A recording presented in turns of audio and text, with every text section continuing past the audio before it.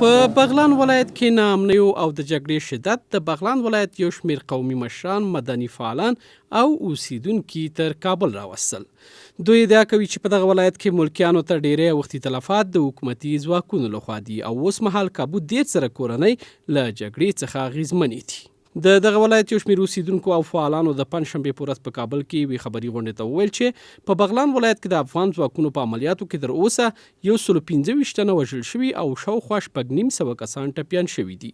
د دغه ولایت یو اوسیدونکي خیرالله شینواري وویل چې په وژل شویو کې شاوخوا 40 کسې ښځې او ماشومان دي. چونکې هغه رانده بمباري چې له دریو طرفونو له نیاز الله له قرغان تیپي او د سیمټ خانې له غرونو کیږي، دیسی توپونه، هوانونه او ضمناً هوایي بمبار ټول یوازینی هدف کلی دي او ټول تلفات په کلو کې او ولسي خلکو ته رسیږي.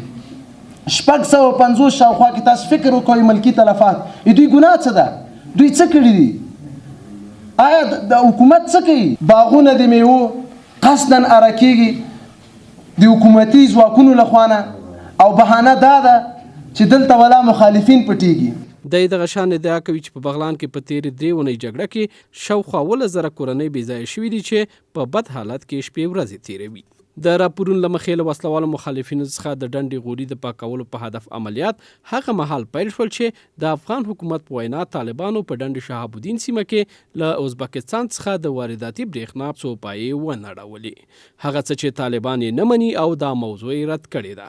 خو اوس د بغلان ولایت قومي مشران، مدني فعالان او یو شمېر اوسیدونکي وایي چې جګړه اوس مهال د ډنډ غوري او شهاب الدین سربیره په مرکزي بغلان، قیصر خیلو او کوکچنار منګل کې هم روانه ده.